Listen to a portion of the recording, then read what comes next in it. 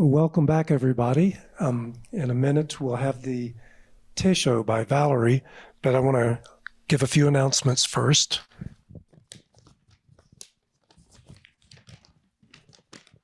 This Sunday, there will be the usual sitting from 8:30 to 9:30, but we're delighted to welcome guests Ruben and Maria Hyakujo, both Sanbo Zen teachers, and there will be a tea after the 8:30 to 9:30 sit, and then the intro class will be taught by Ruben this week.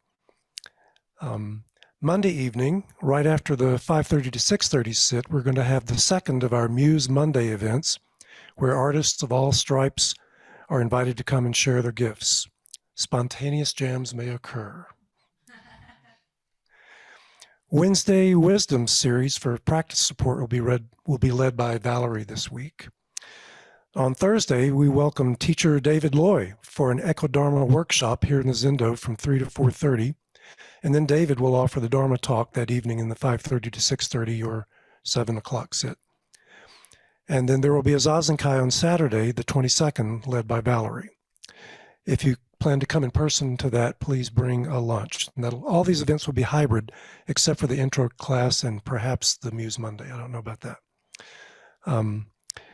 If you are not a member of, first, if you are a member of Mountain Cloud, thank you. This is how we survive. We're a nonprofit organization. If you're not a member, we welcome you to consider doing that, and you can find out how to do that online. Thanks. Thank you. Thank you.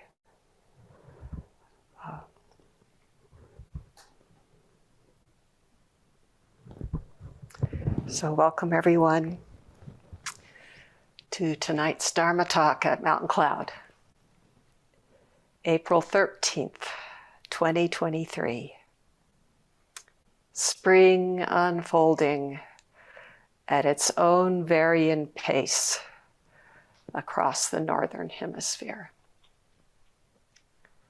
Earlier this week, I came across a line in Kaz Tanahashi's introduction to his translation of the Treasury of the True Dharma, Dogen's Shobogenzo. Paraphrasing Dogen, Kaz wrote, "Time flies, but it doesn't fly away." Can you taste that? The line reminded me of an email from a student, and I'm sharing this with permission. My sitting these last weeks and the entire world has changed, or I have changed, or they are the same thing. Spring has finally arrived in earnest to the Somerset valleys where I live. I've been walking up to the top of our garden with my cushion around 6 or 7 a.m. and sitting on a flat space that overlooks the house 100 yards or so to the south and across the grass and the cherry tree, which is in beautiful flower. Above me, where I sit, there are finches and blackbirds singing. In other corners of the brush and hedges, there are tits and robins tipping and chattering. Across the valley, the cattle low on a lower note. Around me is sprinkled a carpet of daisy and buttercup and tiny white anemones whose heads are turned softly to the gathering dawn. My breath is their reach and grasp out to the morning. There is a seamlessness between these things and a stillness that reaches into forever. Lately, though the externals of my life are complex, the projects, the finance and children, the house, the knick-knack manniness or humanness of being alive, these things feel fluid and soft.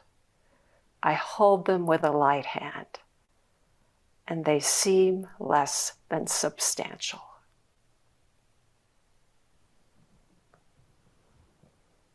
we had been exchanging emails about a line from Dogen. Dogen wrote, "The green mountains are always walking." That was last spring. 2 days ago, the student was flying on assignment to Japan and sent a photo, the wing of an airplane out the window. And below, rising above these wisps of clouds, Mount Fuji in full view with its springtime dense snowpack. There was just the picture and a caption. "The green mountains are always walking." Time flies, but it doesn't fly away. Elaine McGinnis Roshi shared a story about flying on an airplane enveloped in clouds. Gazing out the window, suddenly clouds just came in and filled the plane. No inside, no outside, no coming or going, just this one all-encompassing, all-pervading cloud. Time flies, but it doesn't fly away.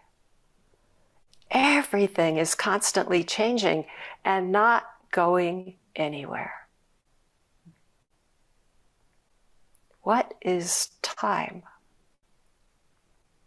What is this moment? Is there anything outside it? This now. Now. Now. What does this say about us, about who we truly are, and about this practice? There's a koan that points directly to this matter. It's case 53 in the Blue Cliff record, or Hekigan Roku, called Hyakujo and the Wild Duck. Here's the case. When Great Master Ba and Hyakujo were walking together, they saw a wild duck fly past. Master Ba said, "What's that?" Hyakujo said, "A wild duck." Master Ba said, "Where did it go?" Hyakujo said, "It flew away." Master Ba twisted Hyakujo's nose. Hyakujo cried out in pain. Master Ba said, "Where has it ever flown away?"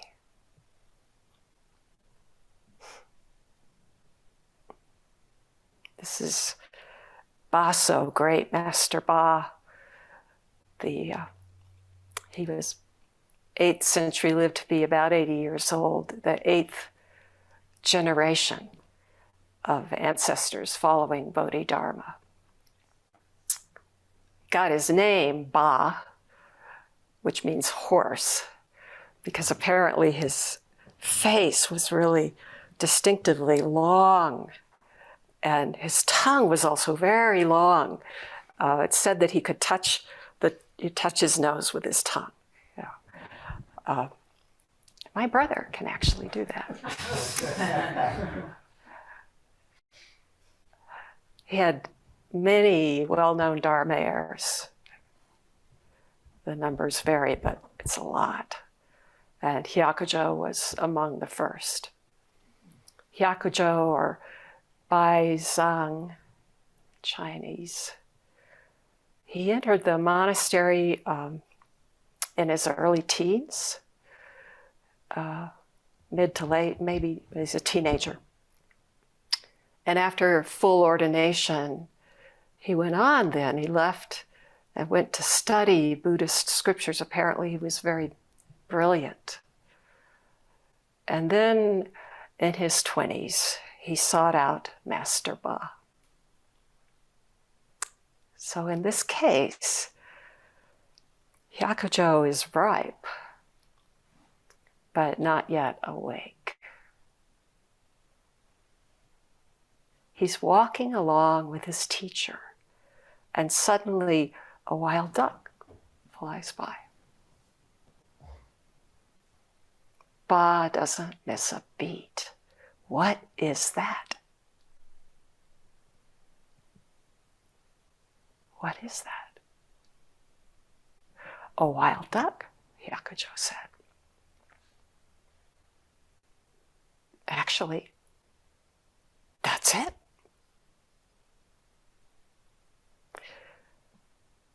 But in case he doesn't see what that duck really is, Baso asks, where did it go? And Hyakujo responds, it flew away. Again, a very beautiful answer. It flew away.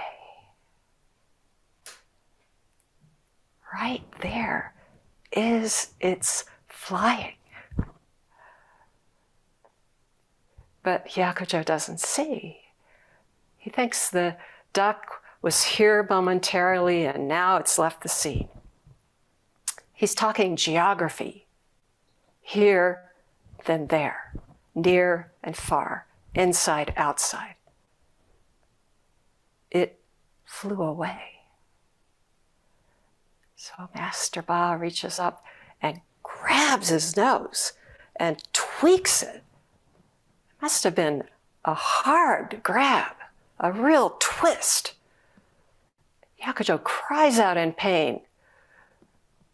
There's one close reading of the characters that says he actually stifled the cry, this great pain, it's sort of muffled cry, but just this.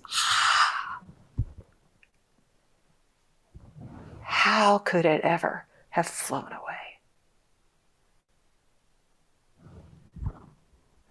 What is that cry, that pain? Where is the duck? What is this?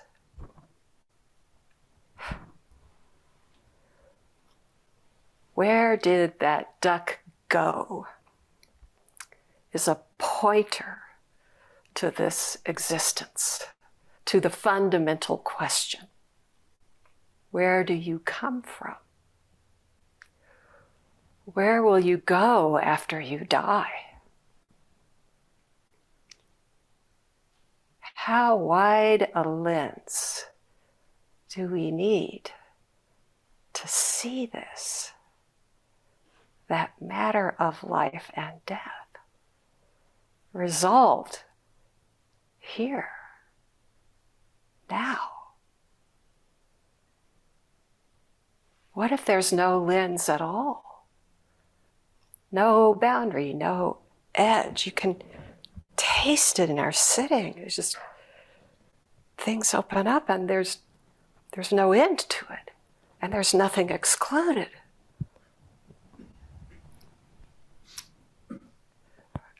Ryoun Roshi, this abbot I often cite,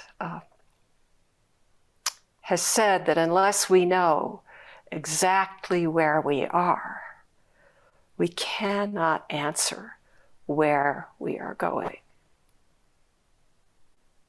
In a talk that he gave some time ago on this case, he told a story, shared this story that I've told before, but it's just so fitting here. Ryoun was then, a 12-year-old boy, and his father's close cousin, dear cousin, had died. His name was Kenjo. And he had been the mayor of the city, so the funeral was this very formal and official affair. in the temple. And Yamada Kon Roshi, father, the cousin, was asked to speak. So he, as Ryoun, the son, said, he made a beautiful speech, and there was even someone, in this gathered congregation was crying. So touching.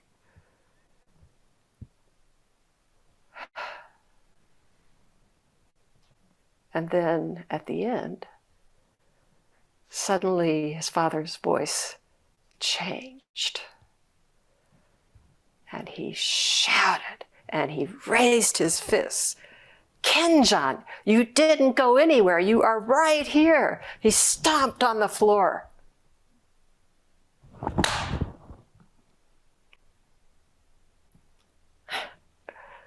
Ryoun Roshi said, I was so embarrassed, so ashamed. And then later, he came to realize, twisting the nose, stomping on the floor, it's the same fact. Each is all of it, where they went and what they really are.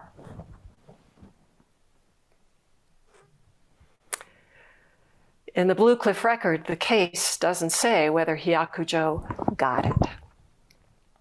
But elsewhere in the record, there's a last line, sometimes translated, or some versions are, Hyakujo had some insight. So they have this exchange, and there was a shift. Or one telling says, this is from the Ferguson book, Chinese Zen Masters. Upon hearing these words, Hyakujo attained enlightenment. And it goes on. Returning to the attendant's room, he cried loudly. One of the other attendants asked him, "Are you homesick?" Hyakujo said, "No." The attendant said, "Did someone curse at you?" Hyakujo says, "No." The attendant says, "Then why are you crying?" And Hyakujo says, "Master Ba twisted my nose so hard that the pain was unbearable." The attendant said, "What did you do that offended him?" Hyakujo said, "You go ask him." The attendant went to Baso and said, "What did Attendant Hai do to offend you? He's in his room crying. Please tell me." The great teacher, this is the account, the great teacher said, "He himself knows. Go ask him."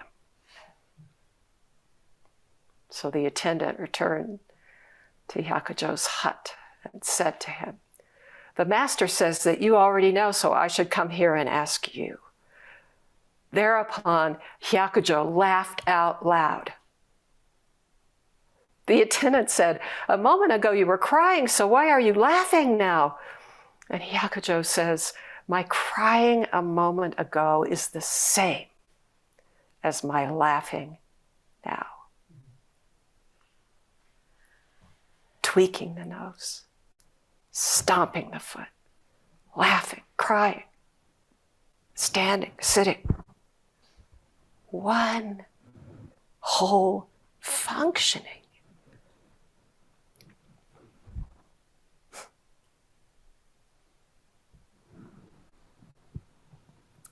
This wasn't the end of it for Hyakujo. Sometime later, he's attending Master Ba, so then, in his formal room. And he sees the master's whisk sitting on its stand. It's one of the implements of teaching. It was used apparently to swat flies and mosquitoes. This whisk is standing there. And Hyakujo asks, if someone uses this, can they also not use it? That's echo, here but God, God but here. It's sort of getting at it. And Baso says, in the future, if you travel to some other place, how will you help people? Hyakujo picked up the whisk and held it upright. Just this. So whole.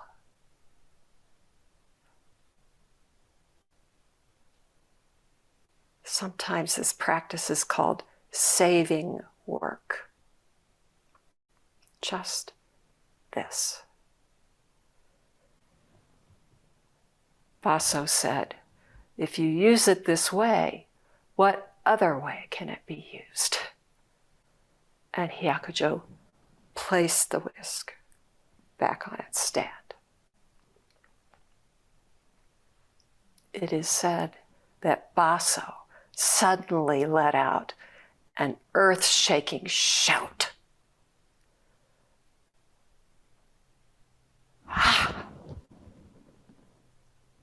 So loud. Suddenly remember Ganto's shout right before he dies, right before his head is sliced off from behind with a sword.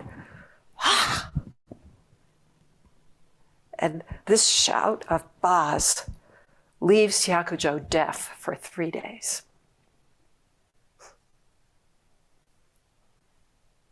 I don't think he minded. No one hearing, nothing to hear, just that shout. This one deafness. Or as Yamada Konroshi says about Gutei's one finger, the total activity revealing itself and filling, he said, this is filling, is how he put it, the entire universe. Sun, moon, stars. Laughing, crying. One shout, and Hyakujo is gone, swallowed.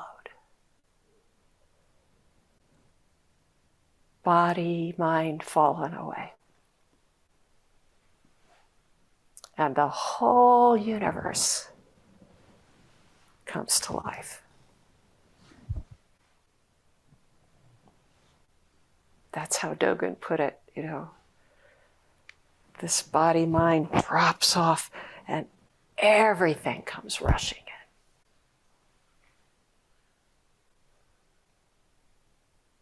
At the same time, empty. What a world. There's an instruction to this case that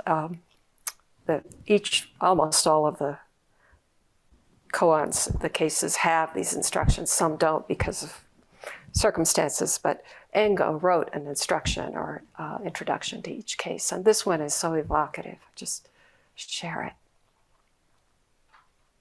It's always pointing to the case and to the reality that breaks open in the case. So here's the introduction or instruction. The entire universe has never been hidden. The total activity reveals itself alone, touching the way there is no stagnation. Action by action, it possesses the activity which can leave the body. With each phrase, there is no I, yet still it has the power to kill others. That is, to kill our delusions, to kill that sense of separation, that little thing we set up, that artifice, that gap. The instruction ends, just say, where did the ancients find rest and peace after all? And then it says, look, pointing to the case. Duck, tweaking, stomping, sitting, listening. Nothing hidden. Fully exposed, no secret.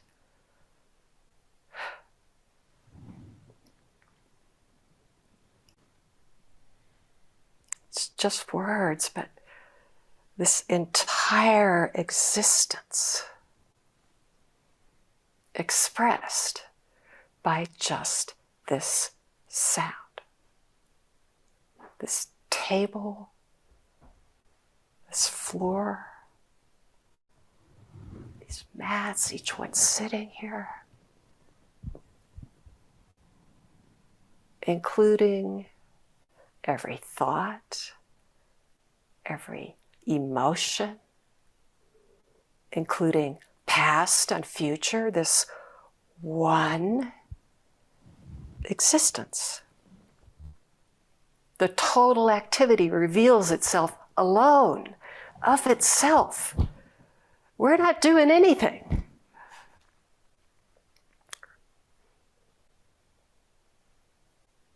Each activity, moment to moment, no stagnation. Well, what is there to stagnate? This dynamism, this constant change. Nothing to run into anything. Action by action, beyond the body, this body, and nobody here. The entire universe has never hidden anything. And the instruction says when Baso speaks, there's no I, there's only the phrase. Each phrase is the whole of it, each word, each sound. This power, if we hear it, just one sound, as it truly is, the power to kill our notions of separation.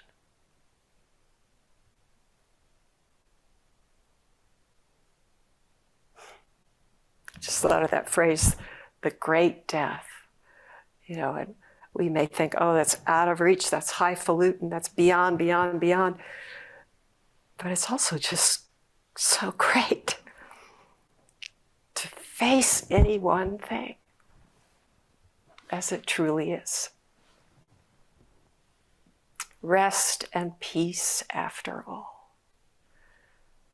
That's, you could say, the core invitation of this practice. To discover rest and peace, resting in things just as they are. This peace that is totally unconditional. It's not about getting out of a situation. It doesn't take us away from the world, from events, from circumstances. There's no dismissal in it. This absolute peace. It does not depend on anything. And it's your birthright.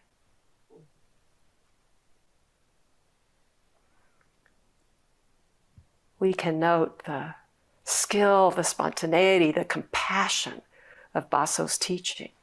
How kind at that opportune moment to show the duck, the real duck.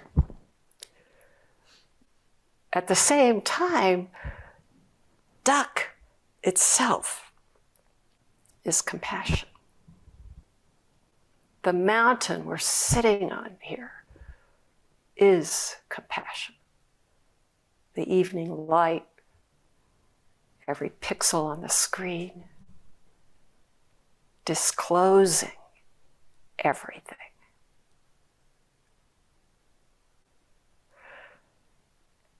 In another exchange, with Baso, a monk asks the master, what is the essential meaning of Buddhism? And Baso says, what is the meaning of this moment?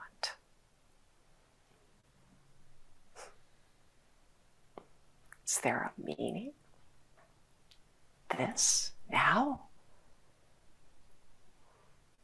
Hyakujo, this brilliant scholar who became a great master and an abbot, one of his teachings that resounds, you can tell he comes from this root. He says, one should only practice in the present without views of Buddha, nirvana, and so on, and without any ideas about existence or non-existence, and so on, and without views about views, which is called the correct view, or what you have not heard or not heard. He says, for this is true hearing. I mean, you can let all that just wash over. True hearing. Practicing in the present without any views. Another student recently sent a short update on practice. They wrote, in sitting and seeing thoughts arise, there is a growing ability to not take the bait, to understand innately and without conflict that these invitations do not lead anywhere real. And from that, a deep rest in the formless movement of now. The formless movement of now. What is that? A wild duck. Where did it go? It flew away. A friend and Dharma brother caught the pathos of this exchange, how fleeting our lives are. And at the same time, right in the midst, no coming or going. So following the tradition of old, he wrote a verse to go with this case. Here it is, Hotetsu's verse. Beloved progenitors deceased, friends grown estranged, the hour before that awful mistake, youth, last summer, the spring before, how did it ever fly away? It was always gone and is always here. This cold comfort burns and burns. Just one burning.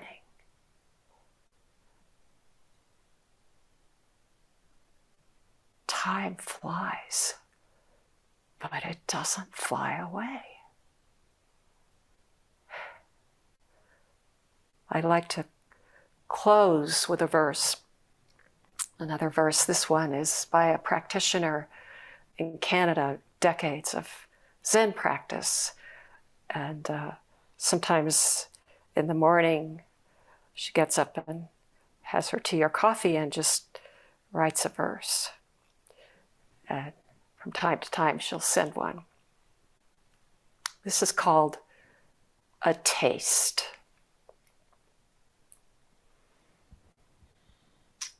At my window, spring's first bird song, only yesterday. Today the wind is up again. The song has disappeared. These songbirds hide themselves so cleverly.